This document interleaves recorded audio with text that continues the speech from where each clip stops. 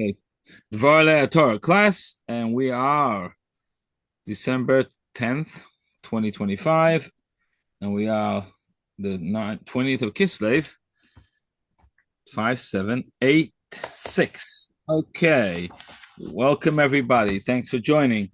We will start with, probably, Yud Tes Kislev, the 19th of Kislev. You're probably familiar with it. Um, what's it all about?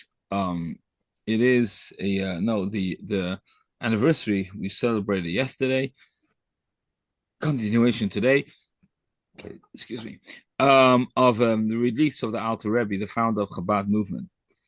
Okay, of prison. Now, guys in prison, they can you get an impression what type of what's going on here. Well, just a little bit of an explanation what went on here. We had the revelation of Chabad Hasidic movement was being spread out, being very in a great very strong way, strong manner, and we're talking about in the years. Let's see, it happened 1798. Okay, this is when then the story of Yitzchak Kislev occurred. Basically, it was the teachings of the Baal Shem Tov.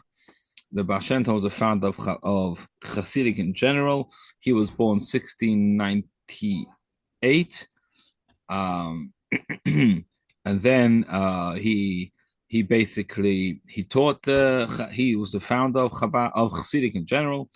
His descendant was rich. He passed 1760. Then you got his student Neshamah, who continued his he continued that he was the successor. He passed I guess 1773, let me say, or 1772, depends on the if it's probably 1772. The end of that December 1772. Then was the Alter Rebbe, the founder of Chabad movement. Now, you have the general Chabad, general Hasidic movement, and then you have Chabad. Chabad is it's also Hasidic, but the other Hasidic dynasties, Hasidic teachings or other Hasidic rabbis is not so broadly explained as Chabad.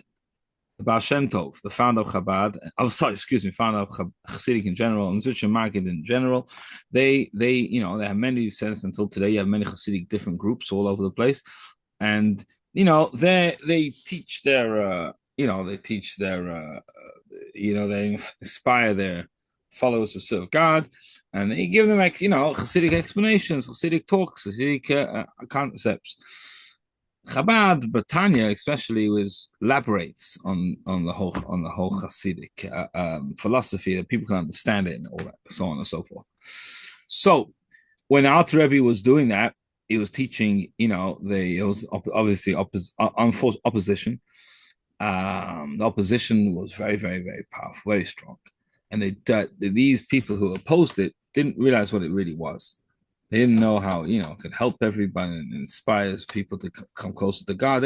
Some of them honestly thought it can turn them away from Judaism, and some were just into making trouble, unfortunately. And they tried everything they could to stop him, but they couldn't. It just wasn't working. So they thought a very, very nasty, inappropriate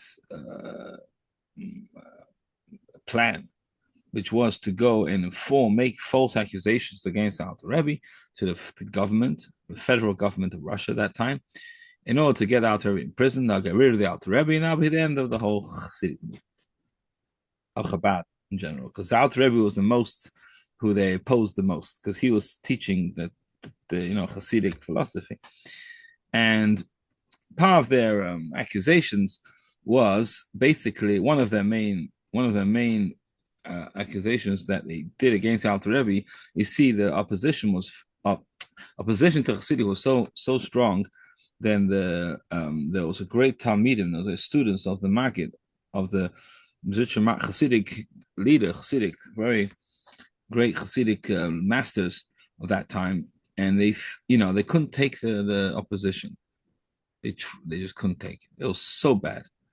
They thought they'll go to Mzucha go to the Vilna Gaon, which was the head of that opposition, and explain him what Hasidus is all about. And he shouldn't be so opposed to it. If he understands what it is, he wouldn't be one opposed. But he didn't want to see them. He refused to see the Alter Rebbe and another tzaddik called Menachem Mendel of Hardok, and he refused to meet them. So they had no choice, and they couldn't meet them. So they left the city of Vilna, and opposition went worse and worse.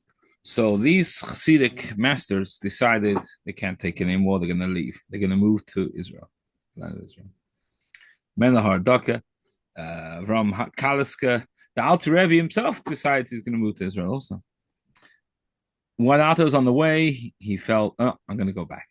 I'm going to continue teaching Hasidic in Russia, in Europe at that time, Russia, and he's going to go to a city called basically Yozhna. I think it's maybe White Russia, I'm not sure where in today's geography where it is exactly, but anyway, in Russia.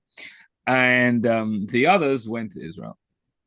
That time Israel was very great poverty, and they needed, Alter Rebbe started a whole fundraising campaign. They called it Kol Chabad, and he supports the families who went to Israel. And actually, that Kol, that institution still exists till today. They have soup kitchens and help poor Jews in land of Israel. It still goes on till today. So anyway, he was fundraising money for these poor families. Now, as you know, the history, Israel was under the control of Turkey. Russia was enemies with Turkey at that time. So they made up a whole story saying the Alter Rebbe is sending money to Turkey to fight against the Russian government. Can you imagine? And when they hear such an accusation that he's trying to support a foreign enemy of the Russian government, they got very suspicious. They got very scared. They took it. And those days, a Jew, the first thing is you kill before you're innocent, To kill someone meant nothing for them. And anyone who's seen as suspected oppose the government, that's the end of him. And that's what they thought happened to Alter Rebbe. So anyway, he was in prison 53 days, and they investigated and realized the whole thing is all false, and everything what they said is not true. And miraculously, they released him on the 19th of Kislev. That's basically the story. It's much more detailed, but this is gist of the story. So while he was in prison, okay, so while he basically investigated, he had visitors there. Who was the visitors?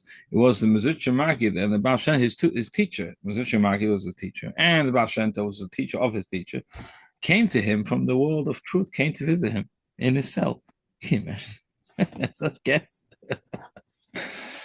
And Alter Rebbe asked them, "Why did I deserve this? Why did I deserve to sit in prison?" Obviously, he knew it's not just because these people making up these false accusations. It must be a spiritual reason. There must be some ring in heaven. He's doing everything that happens to a person is not just because there's another person. He deserved it somehow.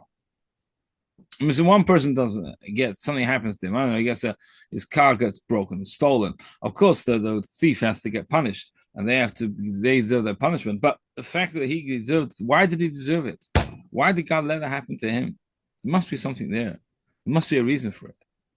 It's not just by chance. Of course, no. Again, don't mix the two. The guy who did it is terrible. He should get punished. He's not the perpetrator. The one who did the trouble has to, because if God wanted to punish, let's say you got two guys, Reuven and Shimon. Reuven deserves to get punished. Doesn't mean Shimon had to do it.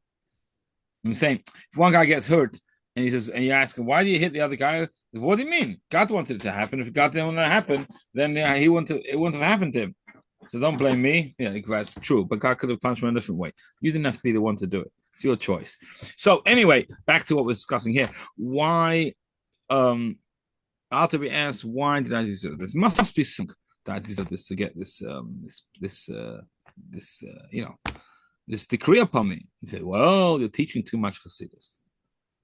You're spreading too much the Chassidus, hidden parts of Torah. They revealed that you're spreading it too much. He wrote the Tanya. So in heaven, it's accusation. It caused the heaven uproar, heavenly uproar, and therefore you deserve this. Therefore you deserve to be in prison. Oh, that's the case. When I leave prison, should I stop? He said, no. Once you started, you should continue. And that's actually what. And so when he was released from prison, it was a sign that here in heaven they agreed for him to continue teaching Hasidus, and also down here in this world, the government, the Russian government, they were told that he's teaching secrets of Torah, which is against the government. Which obviously they found out it's not true, but they okayed him to continue teaching and continue doing what you're doing, and you have a full green light, so to say, from the government to continue doing what you're doing. So that's basically the story. So the question on this story is very puzzling. Why is it very puzzling? Because this happened once before. What happened once before?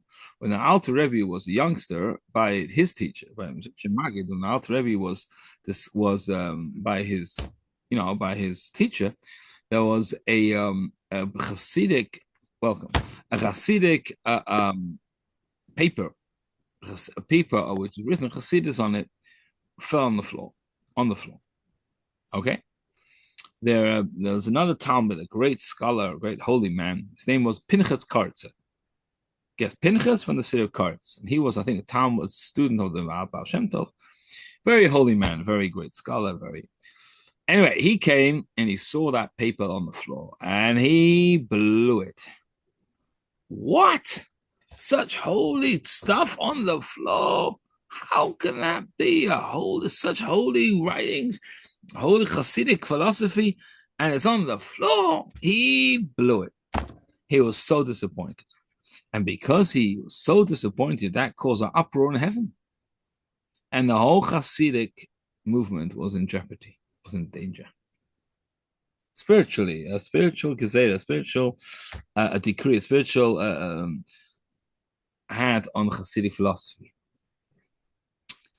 And it was very scary. What do you do?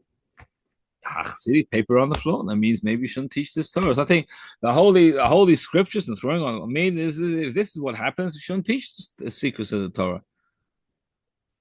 So the Alter Rebbe was there, and he took away this heavenly decree, or this great the kitrug, this great say opposition, or this, I don't know what a good word for it, kitrug, this terrible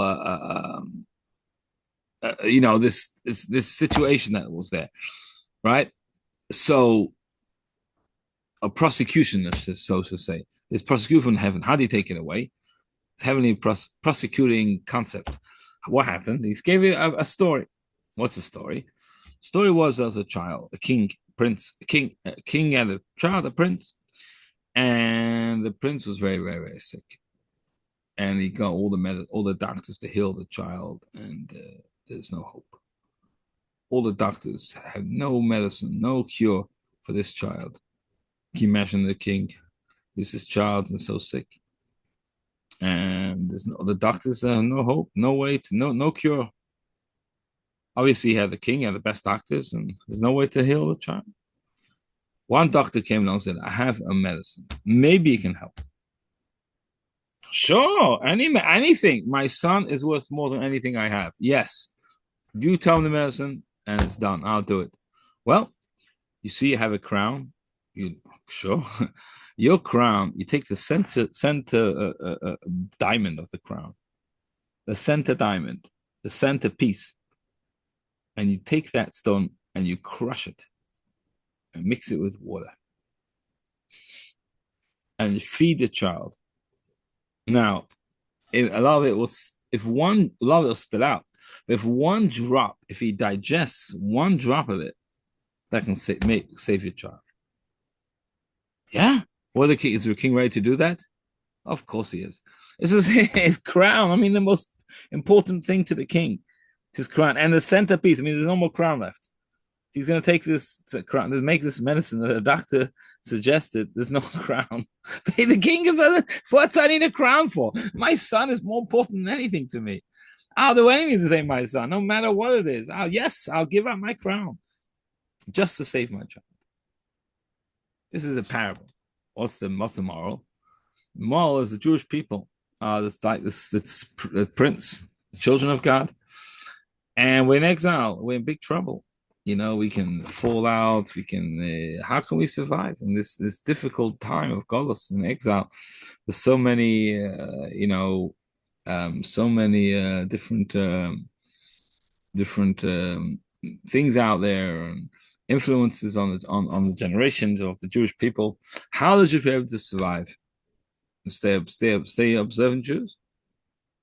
So you have to take the crown jewel of God, which is Chassidus, and give it to the Jewish people. And if they study it, maybe it will help. So it's worth that even some things might, yes, just like the stones might fall on shores. And one drop might digest. Maybe one drop will go into Jewish people and save them. And with that, he took away the decree. With that answer, he took away, the prosecution that was caused by this uproar by this student that said about how can you have Chassidus falling on the floor. So he took away with that story. That's a story that the Alter Rebbe himself was the one to protect and to give this story to say how important you need Chassidus. So if he was the one that said it himself, how much important it is to save the Jewish people, so how will he himself have a question? Maybe I should stop teaching Chassidus. He said it a number of years earlier that you need Chassidus to save the Jewish people. So why is he asking his teachers, maybe I should stop teaching? Seemingly a contradiction. Right? So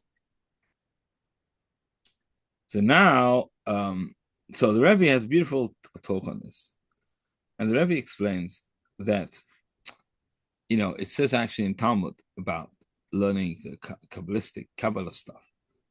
And it's saying, if you're not well versed in Talmud or Halacha, if you don't have the right background, so to say, then you shouldn't learn it. Because it can lead you to the wrong. You learn Kabbalah and some seekers of Torah, and you can land up in not the right place, right? You can come out. Talmud brings down the great sage called Elisha ben Avuya, and he learned the seekers of Torah, and he didn't have a good ending. He turned away from Judaism. He came up. He came. Hellenist. He basically turned away from the way to Judaism. It can, if you don't have, you don't have the right foundation, you can lose it. It could be not a good outcome. So the question is, what is it? Is it that in halachic terms or in Talmud terms, you'll call it gavra chefsa, which means the person or the object. Okay, I'll just give an example of a person object. Chanukah is coming up next week. What's the mitzvah of Chanukah? Is mitzvah you shall light the menorah? Is it a mitzvah on the person or a mitzvah on your house? Your house has to have a menorah. What's the difference? Let's say a person is not home. Does he have to light a menorah wherever he is? Or is it good enough that his house has a menorah? Is it the person? Then no matter, he always has to light a menorah, wherever. Or it's the house, which is the chefsa, the object. The house needs a menorah. So a person leaves town and her wife is home. His wife can light the menorah. He does a mitzvah because the house needs him, and that's actually the halacha. If he leaves home for Pesach, for Chanukah, whatever reason, his wife lights menorah, he does the mitzvah is being fulfilled because the mitzvah is your house should have a menorah. Of course, if you live somewhere you're saying someone else's house, there's no menorah there. Of course, you can light the menorah. You could light menorah wherever you are, but you don't have the obligation. The obligation is on your home. Anyway, back to this. So, same thing here. What's a problem with Hasidic? With what's that concept of Hasidic philosophy? Is it a problem with the philosophy itself, the chefsa, or the person? The person is not a keli, not a vessel enough to absorb it. The problems with the person, or the problems with the Hasidic philosophy. And the answer is It's the person. The Hasidic is perfect. It's Torah. It's God's wisdom. Of course, it's special. Nothing wrong with that. It's the person. The problem is the person. Is he's a gavra? The person himself. Is he a vessel to receive it? Could he take it and absorb it in the wrong way?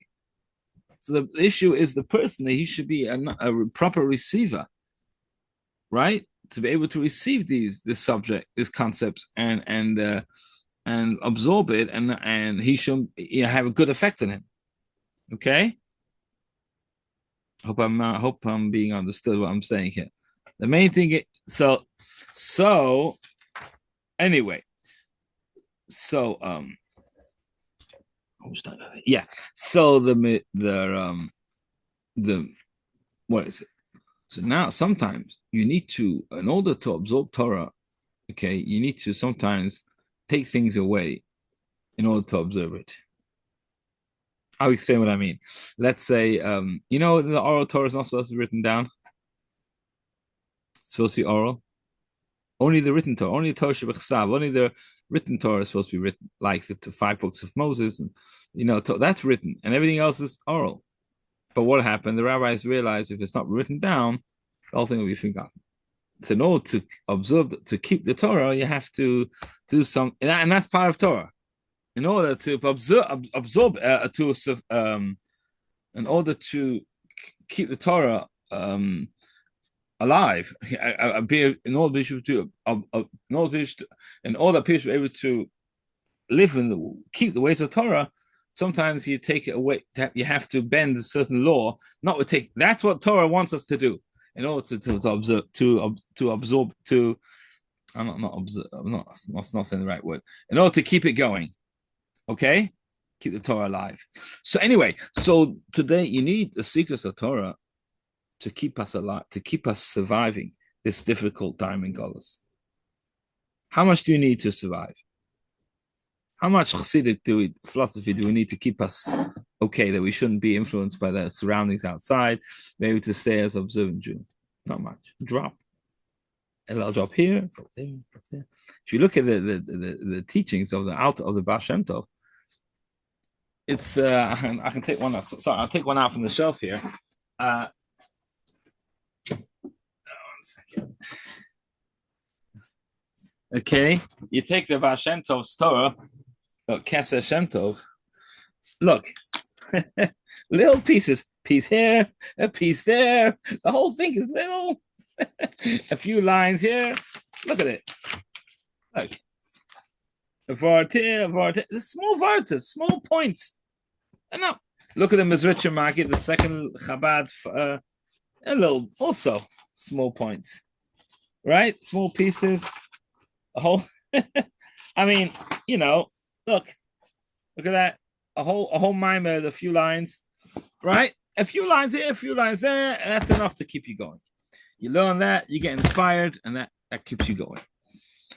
So when the first time you have the Kitruk, when the Alter Rebbe was by his teacher, the Zutcher Magid, and this Pinchas Karitza, which was was disappointed what he found it on the floor. So the Alter Rebbe said, you need it to save the Jewish people. How much do you need already? A drop, a little bit here, not much. The Alter Rebbe had a whole different philosophy. He started teaching his much more broadly. Look at his Mamorim, it's pages and pages. One point, the whole Tanya is 53 chapters, and you have much more elaborated. Oh, for that, maybe he shouldn't have done it. Maybe he had maybe in heaven they had a reason to be opposed to what he was doing. Maybe that wasn't okay, and therefore he asked in prison, "Should I stop? What I'm doing is much more than is seemingly necessary." But the answer is, you should continue. They told him, "You started, continue." What before you came to prison, he went to prison. He only did one. He only said Chassidic talk once a month. Shabbos and Varchan, the Shabbos before the new month. After he came out of prison, he said it every week. Why? It's to prepare you for the coming of This like before Shabbos, okay? There's a mitzvah. Oh well, Shulchan Aruch says, you taste the foods of Shabbos. Okay, well, you taste some fish. And some people I know, this time I remember Chabad are not so into it, but there are those who are very into it. I remember I had uncles of mine, bless his memory. He came to my house for Shabbos. I remember from it in Chasidus, but not Chabad. And I remember he came to our house once. I was a kid, my parents, and my mother gave him fish and some food of Shabbos. Yeah, they have a custom. Before Shabbos, you eat the food of Shabbos, the taste of food. What's going to be the taste? Now we're coming before the coming of Mashiach. Mashiach is like Shabbos, right? The world is 7,000 years, right? So we're in the 6,000th right now. So Shabbos is the next stage. That's will be what will happen. Mashiach will come. That we'll learn the secrets of the Torah. So we prepare for Shabbos. So the Hasidic, what the Alter Rebbe is teaching, Chabad is teaching, is not only to save you, is prepare us for the coming of Mashiach. Oh, that's a whole different for the house, a whole different concept. Over there, you're not just having pieces or drops. Here's a whole different concept. You're giving a much, much more broader explanation. Why? Because we prepare. The Hasidic teaches is the philosophy that Olam Mashiach will come. So, I mean, you can even look at my shelf right here. I told you these two are just about Shentum and Shemagid, one book each. And look at that.